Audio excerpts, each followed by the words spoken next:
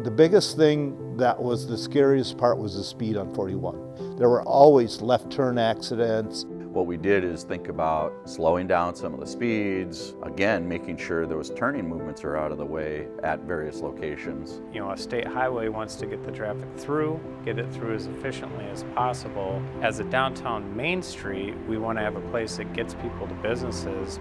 4 years ago, the traffic was backed up for a mile. But we had a lot of fender benders and some serious ones.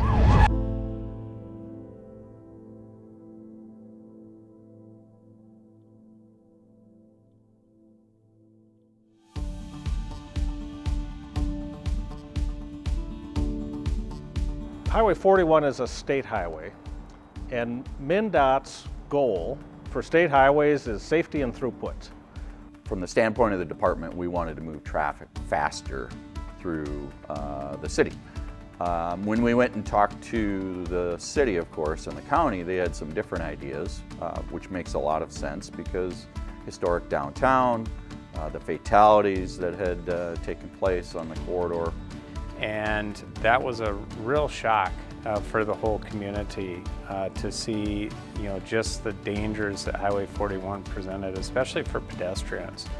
And the city, through their efforts, really brought about the vision of ways to do that. And that was coordinated through a series of probably close to 100 meetings. It's certainly one of the biggest projects that I think our city's really been involved because we were kind of the lead agency in this. If we would have just let it happen the way it was going to happen, it was going to be a mill and overlay on 41.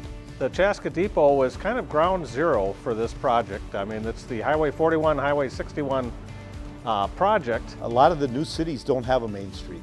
So we've been trying to preserve that, and that was part of the whole project, is how can we preserve that downtown and make it that people are okay coming down there.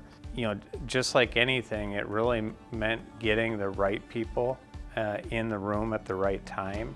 You know, understanding that there's multiple stakeholders here. There's not just one stakeholder because it's a state highway, but there's multiple stakeholders because it's a major thoroughfare for the county and it's a main street for our city.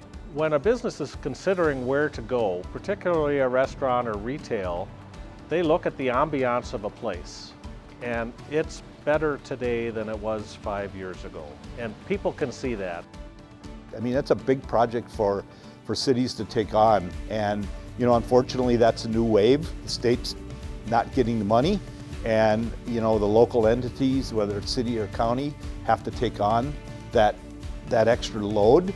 And for us to be taking on that and the 61 project and trying to bring them all together at one time was a challenge. Chaska, for this side of the house, really thinking about how do you put together a project like this with the financing, and it's very difficult to put together. The turning point in the whole discussions really came when we had Bolton and Mink get involved. A firm that's worked with all three agencies that need to be a part of this, the county, the city, and the state, and knew the right people to bring together to the table to talk about what are things that are common sense approaches towards trying to accomplish the goals that we have for this project. We really made an effort, and the contractor made an effort, the city made an effort to make it as painless as possible because the work just had to be done. There was a design to have streetscape that not only looks good when it's first put in, but that it's easy to maintain as we go into the future and keep looking nice. A lot of moving parts, a lot of things, you know, that happened, and it was very challenging on our businesses. The momentum was really there once we started talking more in earnest about the project. I get excited about that because I think we have a really unique history.